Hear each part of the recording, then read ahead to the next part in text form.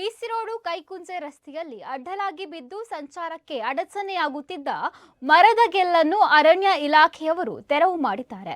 ರಸ್ತೆಗೆ ಮರದ ಗೆಲ್ಲು ಬಿದ್ದು ದಿನ 2 ಕಳೆದರೂ ತೆರವು ಮಾಡಿಲ್ಲ ಎಂದು ವರದಿಯನ್ನು ಪ್ರಸಾರ ಮಾಡಿದ ಬಳಿಕ ಎಚ್ಚೆತ್ತುಕೊಂಡ ಅರಣ್ಯ ಇಲಾಖೆಯ ಅಧಿಕಾರಿಗಳು ತೆರವು ಕಾರ್ಯ ಮಾಡಿದ್ದಾರೆ.